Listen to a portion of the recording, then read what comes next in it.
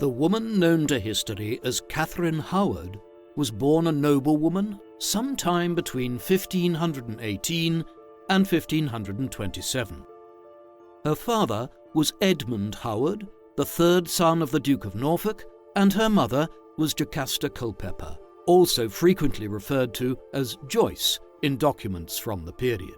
Joyce Culpeper gave birth to 11 children who survived to adulthood, an incredible occurrence in 16th century Europe. Culpeper had 5 children with her first husband, Sir Ralph Lee, and 6 more with her second husband, Edmund Howard, of whom Catherine was the second youngest. Lord Edmund lived in a stately but modestly appointed house with his wife and children. Their home was provided by Lord Edmund's father and was located on Church Street in Lambeth Parish, Surrey. Edmund often bemoaned his aristocratic birth for the financial pressure it brought. He was one of the Duke's younger sons, and his modest inheritance, he claimed, could never support him, much less his wife and children, in the style expected of the Howards. Paid work of any kind was considered vulgar for a Tudor nobleman.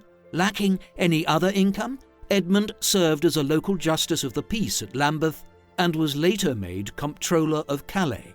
Nonetheless, found himself continuously in debt. He was also terrible at managing the few financial resources he did have, and spent most of his adult life borrowing money from his friends, ducking his creditors, and avoiding the anger of 3 successive wives.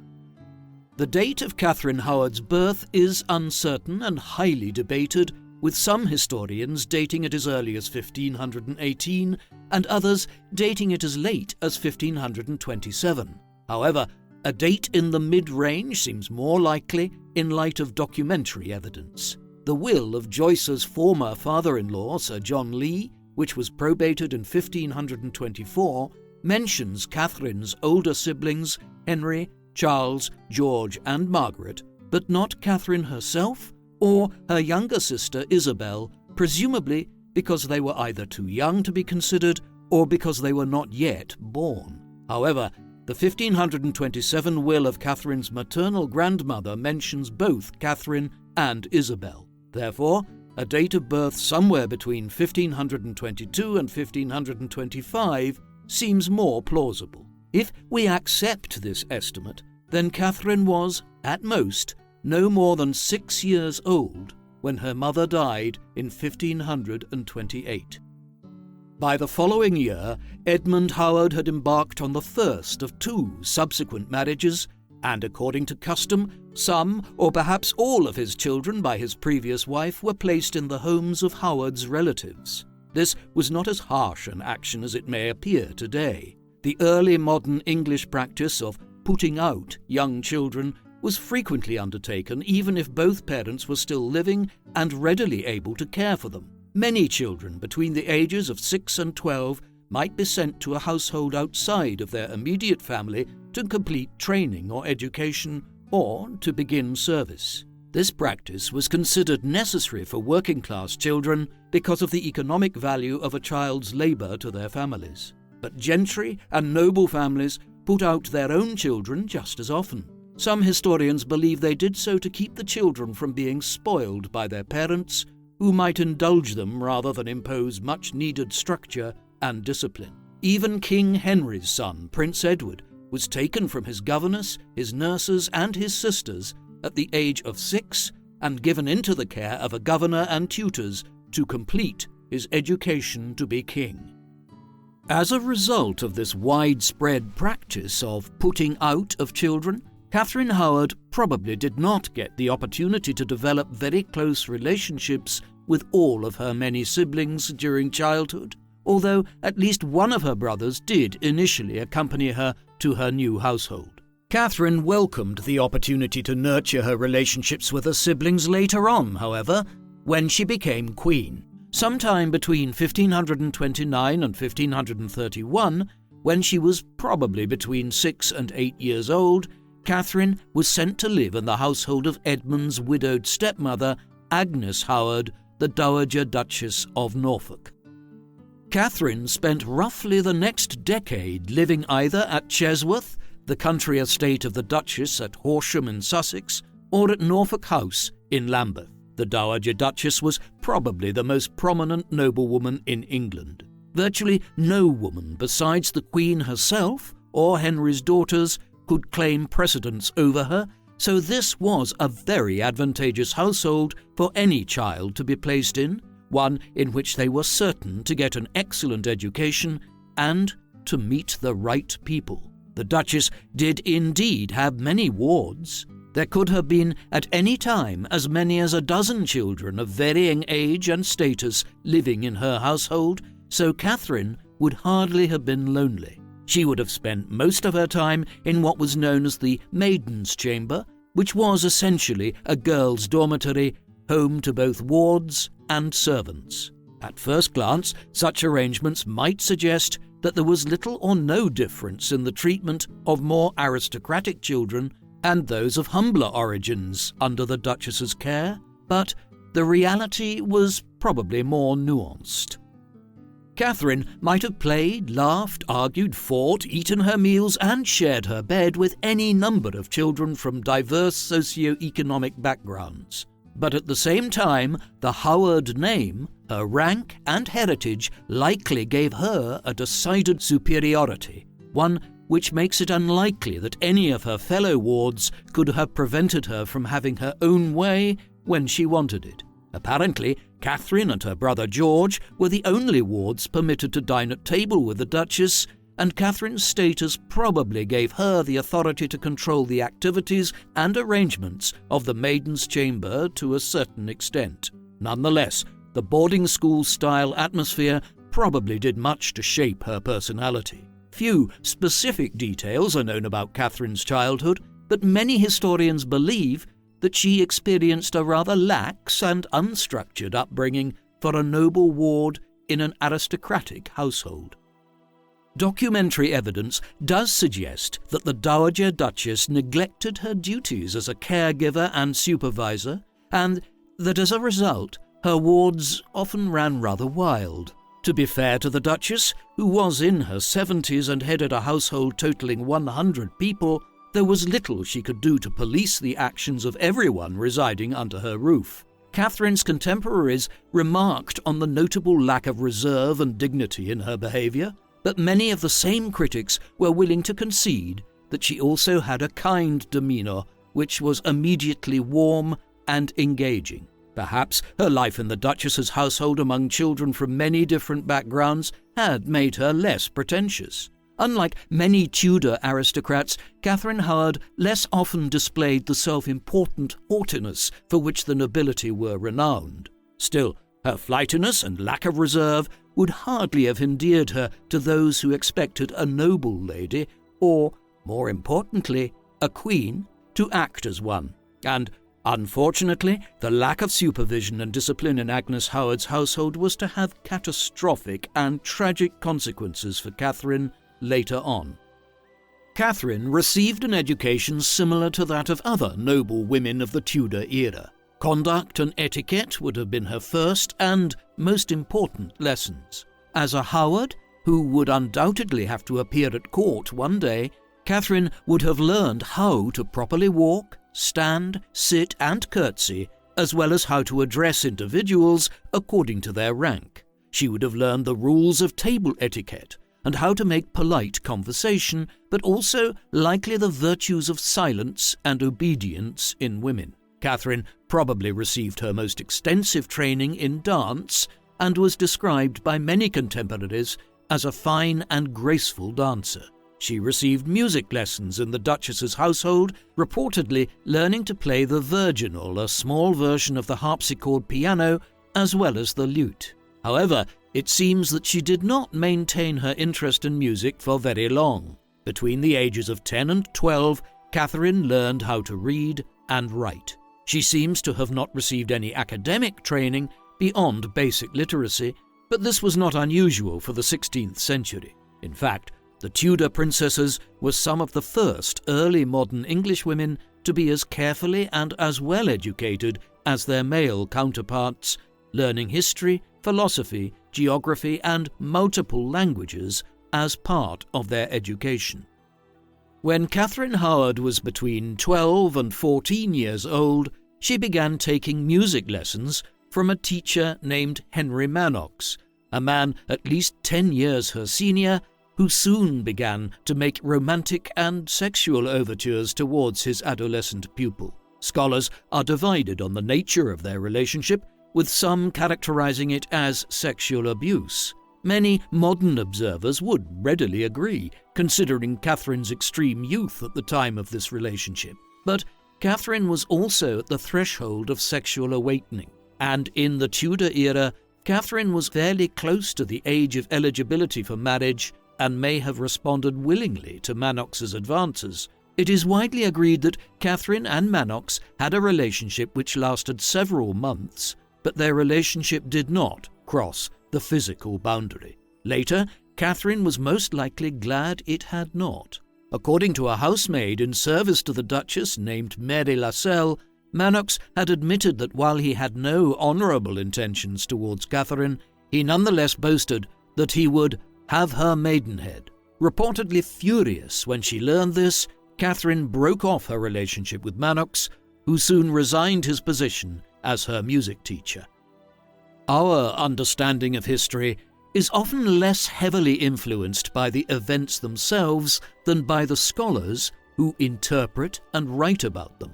Historians have traditionally denigrated Catherine Howard as a morally loose and promiscuous young woman, but more recent historians have shown different attitudes. Most no longer view sexual curiosity or experimentation as inherently wicked or destructive, and feminist interpretations of Henry's ill-fated fifth wife have begun to challenge the traditional indictment of her character based on her sexuality. More than one recent biographer has highlighted the overtones of abuse and manipulation by a much older adult man in a position of trust in her life.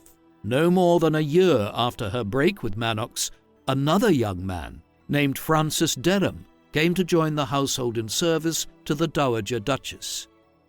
Francis Dereham began his employment as secretary to the Dowager Duchess of Norfolk in 1538. He was probably the same age as Mannox, in his mid-20s, while Catherine was probably 14 or 15. The two formed an attachment which continued for at least several months, but may have lasted nearly 2 years. Dereham called Catherine wife, and she called him husband. They gave each other small gifts and love tokens. He gave her gifts of velvet and silk flowers, while she embroidered an armband and a friar's knot for him. Francis also entrusted his money to Catherine when he went away on business. The argument for Catherine's control over the maiden's chamber is a strong one, because it seems impossible that she could have entertained Dereham there as many times as she probably did, for as many months as she did, without the Duchess finding out. And unlike her relationship with Mannox, it seems fairly certain that Catherine's relationship with Francis Dereham was fully consummated. To any casual observer during the Tudor period, it would appear that Catherine and Francis would eventually marry. In fact, in medieval and early modern Europe, any two unmarried people who had declared their intention to wed one another and who had already slept together were considered pre-contracted, which was as good as married in the eyes of the Church. Unfortunately for the young couple, the Duchess eventually found out about their affair. Apparently, acting out of jealousy, the rejected Henry Mannox wrote to the Duchess an anonymous letter exposing Francis and Catherine's relationship and slipped it onto her pew at church. Furious, the Duchess was quick to send Dereham away. He left for Ireland, promising Catherine he would eventually return. But by the time he did, Catherine would already be married and would have risen to become Queen Consort of England. It is impossible to know if, and how deeply, she mourned her parting from Francis Dereham. In any event, as the niece of the Duke of Norfolk, she probably would not have been permitted to marry him, or indeed to choose her own husband at all. Dereham was better born than Henry Mannox, but likely still not good enough for the niece of a duke. In the autumn of 1539, King Henry VIII was preparing to wed his fourth wife, Anne of Cleves. Anxious to add a Howard lady-in-waiting to the new Queen's chamber, the Duke of Norfolk decided that his young niece Catherine should be sent to live and serve in Queen Anne's new household. Catherine's father, Edmund Howard, had died just a few months previously, and her uncle, the Duke, promptly took advantage of his new ability to control his niece's destiny. Soon after Catherine's arrival at court, she very likely met Thomas Culpeper, one of the king's personal servants, member of the Privy Chamber and a distant cousin of hers on her mother's side. It is not clear if their acquaintance predates Catherine's arrival at court, but some historians believe that an affection may have grown between them well before Henry first noticed her. Catherine's apparent affection for Culpeper would eventually prove disastrous for both of them. By January of 1540, it was abundantly clear that the freshly remarried Henry VIII was already seeking to divorce his latest wife. It is not known exactly when Henry first noticed Catherine, but by March there was already talk of how frequently the king could be seen crossing the Thames toward Lambeth to visit Norfolk House, and of the young lady whom many in the capital believed was already his mistress. The fall from favour of Anne of Cleves had left a power vacuum at court. Religious conservatives, like the Howards, anxious to dispense with this new queen who was assumed to be a Protestant, saw an opportunity. Catherine was very young, probably no more than 17, and not terribly well educated. As a result, she was a less than ideal choice for those seeking a woman to help manage the king. She was, however, the woman of the moment, and for Henry, that seemed to be enough. The king was nearing 50, and his fascination with the teenage lady-in-waiting speaks of a midlife crisis. Henry was clearly disappointed after his first meeting with Anne of Cleves, claiming that her appearance was unsatisfactory. Anne had also unintentionally and publicly embarrassed Henry by not recognizing him and thus behaving coldly toward him. This awkward encounter likely contributed to Henry's initial dislike of her. Some historians believe that advancing impotence as a result of the king's age and health problems may also have played a significant role in Henry's failure to consummate his fourth marriage. Henry certainly protested and assured multiple parties of his potency and virility in the weeks following his wedding night. Almost in self-defense, it might seem to some observers. Winning the favour of a beautiful young girl like Catherine would doubtless have helped Henry feel as if he was regaining some of his lost youth, and evidence suggests that Catherine Howard was indeed lovely. The miniature painted by Hans Holbein the Younger between 1540 and 1542 is one of the few portraits which most historians can agree most likely depicts Catherine, although a few have pointed out that the early date of 1540 indicates that the sitter in the portrait might in fact be Anne of Cleves. Anne, however, was thought to have had blonde hair, not auburn like the subject in the portrait. Nonetheless, the sitter's identity as queen may reasonably be inferred from the jewels she is wearing. Henry is known to have gifted the same royal jewels repeatedly to his successive wives, and the jewels worn by the subject are nearly identical to those worn by Jane Seymour in her Holbein portrait. In the portrait, the subject, assumed to be Catherine Howard, has auburn red hair, visible under her jewelled coif, and her brown eyes gaze softly and knowingly at the viewer as if she is privy to some secret which the observer is not. She has a full, prominent nose and an oval face with shapely lips and eyebrows. What can be seen of her figure appears slim, but there is the slight suggestion of a double chin, which might suggest she had some curviness to her figure. Another Holbein sketch, roughly dated from 1540 to 1545, known as Portrait of a Young Woman, is also believed by several scholars to depict Catherine Howard. In this sketch, the subject appears even younger, with similar but somewhat more exaggeratedly delicate features than those in the miniature. Unfortunately, since Catherine died in disgrace with her husband keen to forget her, she has not been well enough memorialized for us to be sure which of the numerous Tudor portraits of unnamed ladies actually depict Catherine for certain. Contemporary observers described her as petite, pretty, charming, and high-spirited. Throughout the spring of 1540, Henry showered Catherine with gifts, expensive clothing, jewellery, and even lands. Aware of the king's interest and confident in Henry's ability to eventually dispense with his current wife, the Duke and Dowager Duchess of Norfolk carefully coached Catherine with regard to how she should behave toward Henry and how best to please him. Some of Catherine's biographers believe that she and Henry consummated their relationship sometime in May, when the king began to noticeably escalate efforts to divorce Anne of Cleves. Perhaps the renewed urgency stemmed from a belief that Catherine might already be pregnant. On the 28th of July, 1540, only 6 months after his wedding to Anne of Cleves, Henry VIII married Catherine Howard at Oatlands Palace near Weybridge in Surrey.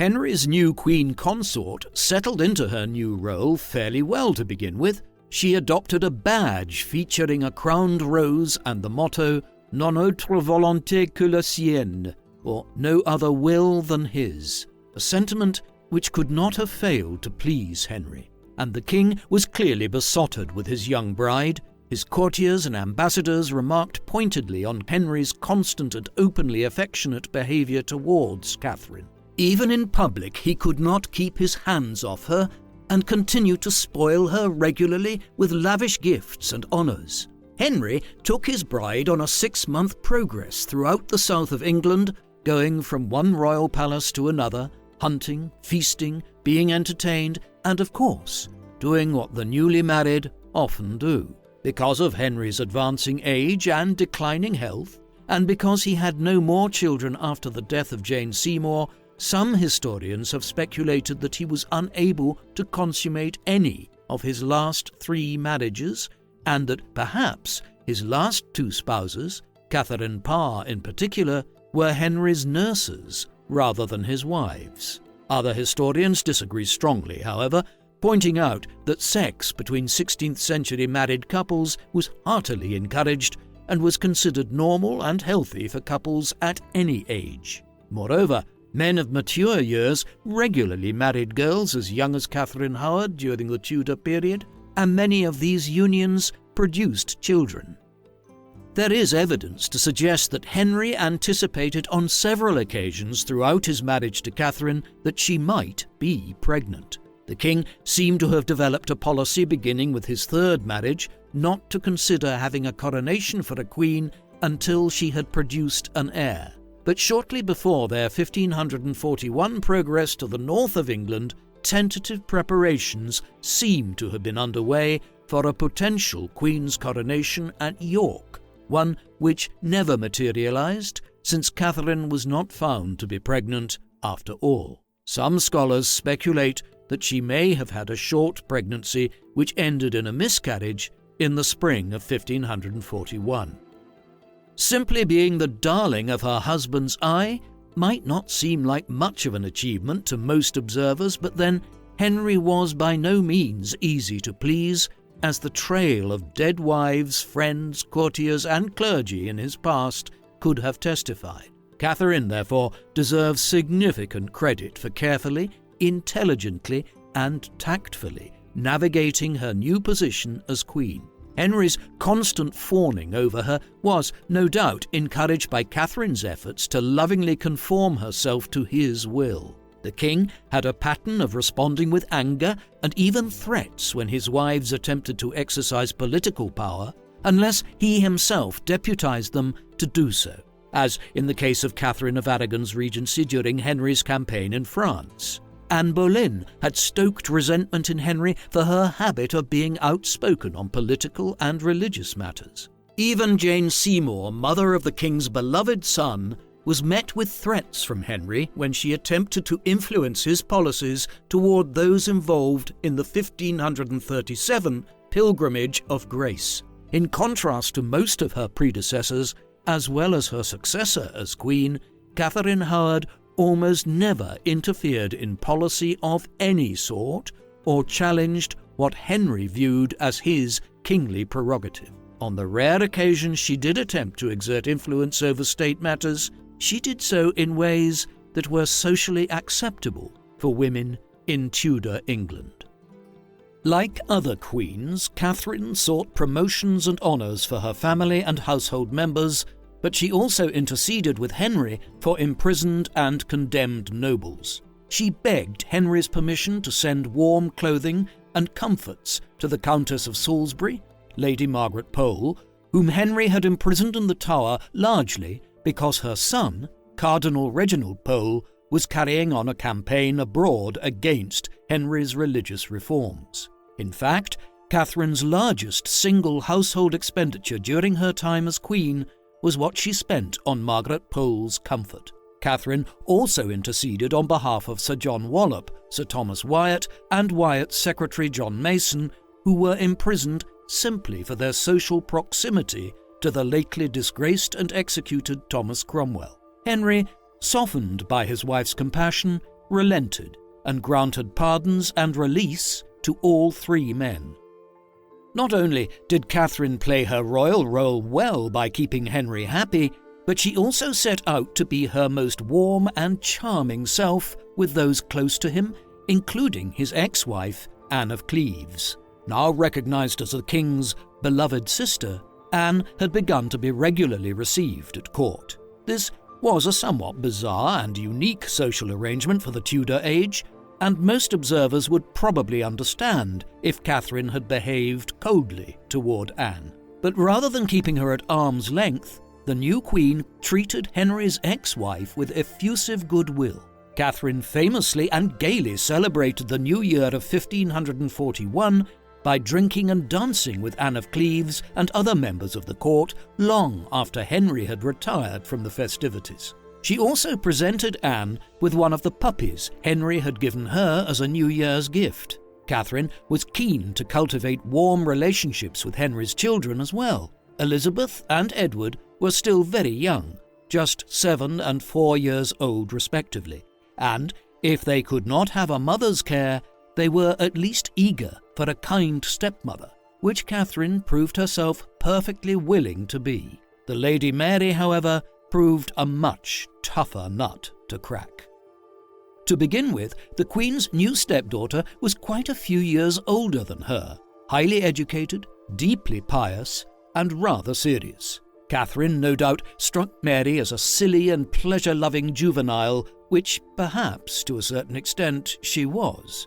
But what else, one might ask, could one reasonably expect from a 17 or 18-year-old girl with Catherine's background and upbringing? She had been taken from the maiden's chamber of the Duchess's house and within mere months had been placed at the very pinnacle of honour, adoration, wealth and luxury in English society. Such a Cinderella story might make any young woman want to revel in it all, the dancing and amusements, the beautiful clothes and jewels. No doubt, it all seemed shallow to Mary, who had perhaps travelled a tougher road than Catherine in some respects, forcing Mary to grow up quickly. She was also admittedly far more dignified with seemingly more substance than the teenaged Queen, but this most likely does not fully explain Mary's seemingly intense dislike of her. Mary may have been projecting some of the resentment she felt for her father onto Catherine. Mary likely found it humiliating to be forced to revere what seemed to her an artless young girl as her stepmother and queen, while Henry's first wife and her own beloved mother, one of the most admired royal women in Europe, had been left to die in pain and disgrace. She also probably resented that Henry had cast off Anne of Cleves, whom she admired and cared for, to marry Catherine. Mary's coolness and continued disregard for her new stepmother infuriated the Queen, and with an uncharacteristic display of spite and haughtiness, she removed 2 ladies from Lady Mary's service for the lack of respect they had shown. In spite of this clash, Catherine remained high in Henry's favour. But when her fall came, It was both sudden and violent.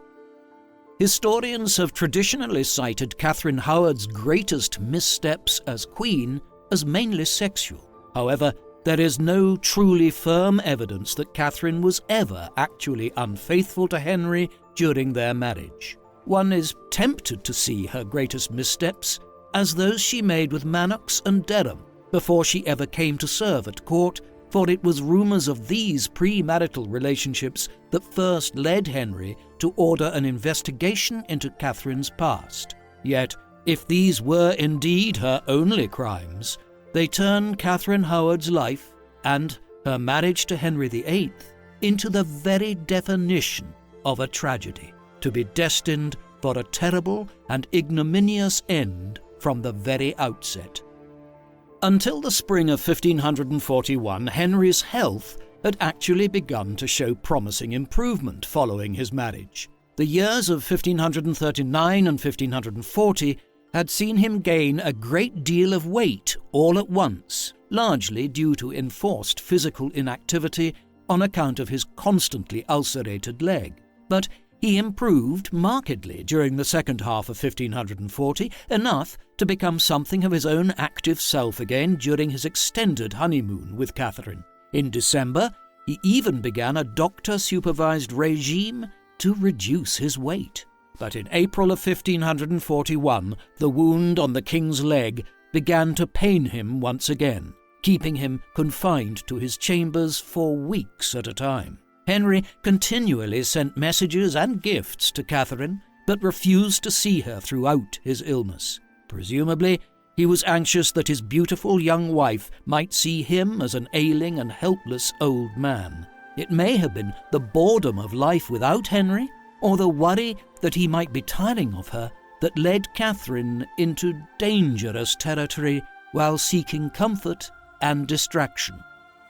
Some historians believe that Catherine Howard's alleged affair with Thomas Culpeper began around this time. The full extent of their physical relationship remains unknown, as both later denied that they had ever slept together.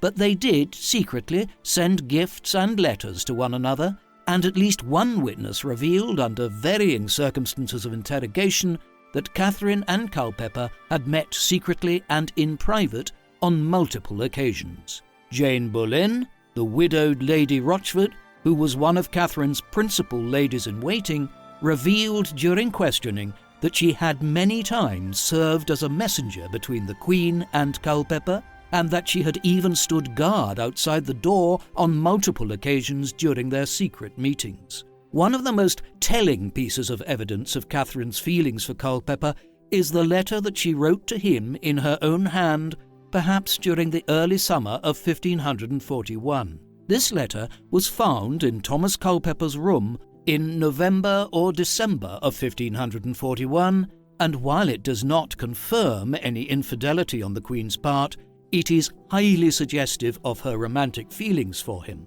It is the only document written by Catherine Howard that has survived intact. Master Culpeper, it reads, I heartily recommend me unto you, praying you to send me word how that you do.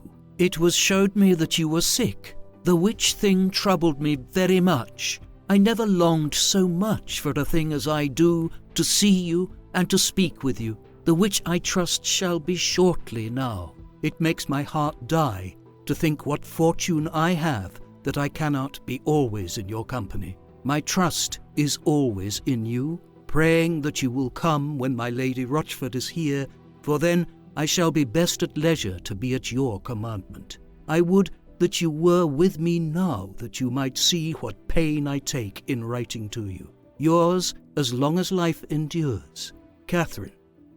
Historians have traditionally viewed Catherine's appointment of staff to her household as another example of her major missteps as queen. But these are fairly understandable in context. When Catherine became queen, the usual stream of family members and friends were drawn to the court seeking positions, some by invitation, but some, most likely, as the result of blackmail. Catherine was glad to promote the prosperity of her family members when she became queen. Her uncle, the Duke of Norfolk, was higher in favour than ever, and the court seemed inordinately crowded with Howards. Her siblings all benefited from Catherine's elevation, including, most notably, her eldest brother Charles, who was made a member of the Privy Chamber, and her younger sister Isabel, who came to court to serve as lady-in-waiting. But among those recruited to the new Queen's household were a few troublingly familiar faces from her past: Joan Bulmer and Frances Dereham.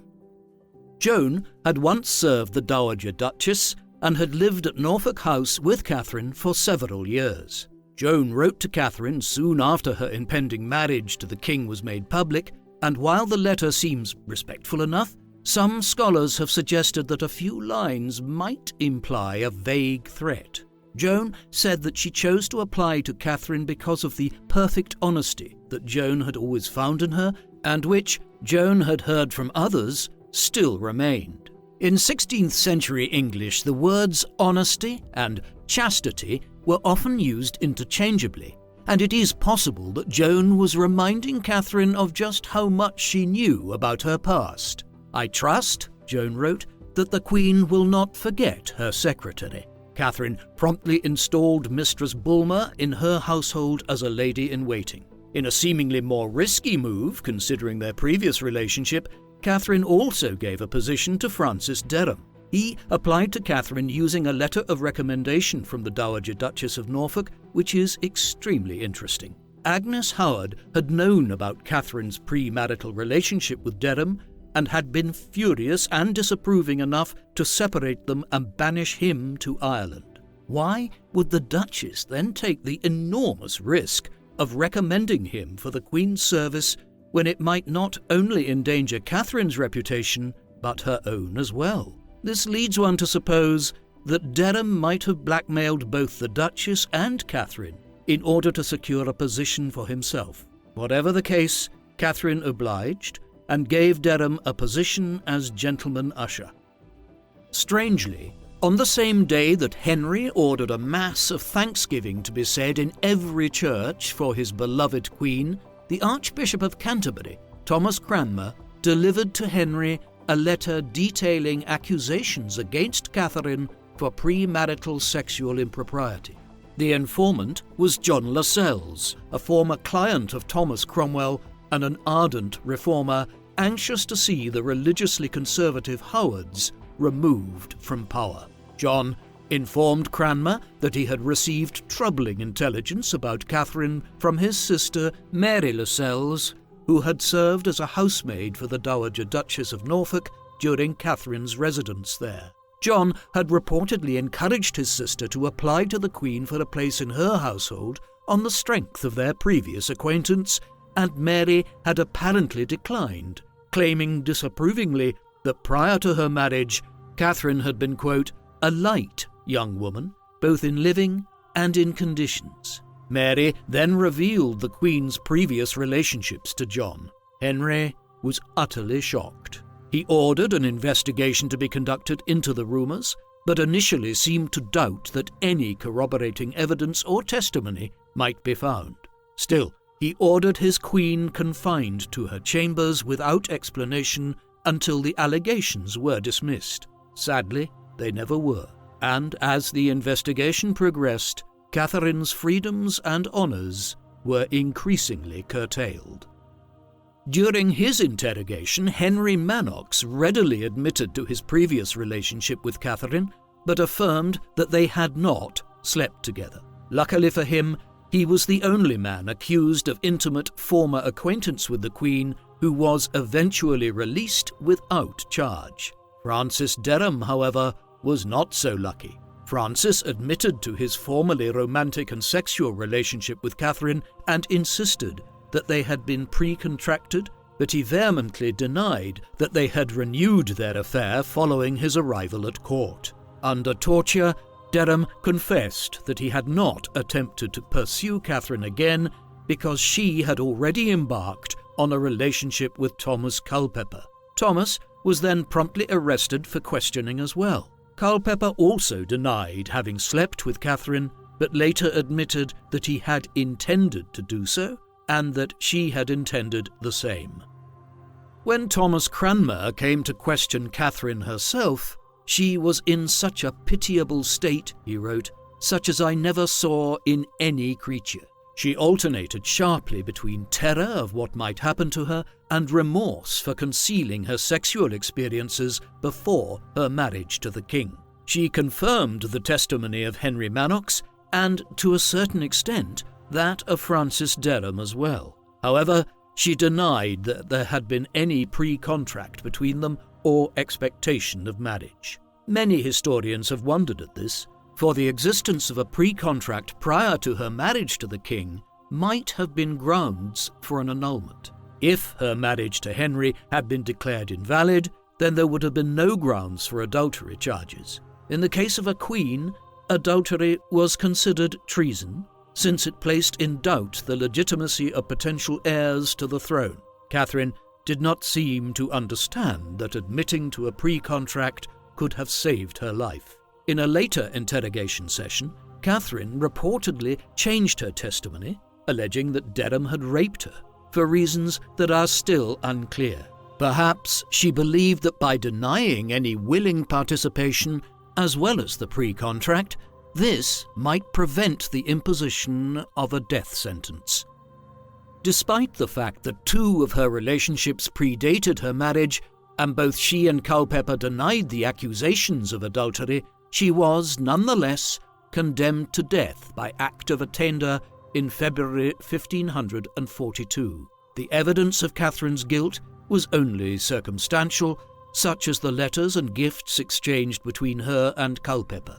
Under interrogation, one of her ladies-in-waiting admitted she had seen the Queen look longingly at Culpeper, and another testified that she had not seen Catherine in her bed on several nights. Lady Rochford could not confirm that Catherine and Culpeper had slept together, but claimed that they had spent such a significant amount of private time alone together while Lady Rochford stood guard that, she said, she could not think it otherwise. Sadly, Lady Rochford was found guilty of treason right alongside her unfortunate mistress. Francis Dereham and Thomas Culpeper were sentenced to die by hanging, drawing, and quartering, but Culpeper's sentence was ultimately commuted to beheading, presumably owing to his noble birth and Henry's former fondness for him. Catherine Howard went to her own execution with impressive bravery. On the night before her death, strangely, she did not send for a confessor, but instead requested that the executioner's block be brought to her so that she might rehearse the proper way to place herself upon it. This gives us a poignant picture of Catherine at the end, determined to bear her coming ordeal with calm, courage, grace, and dignity. The next morning, on the 13th of February 1542, Catherine was led out onto the Tower Green.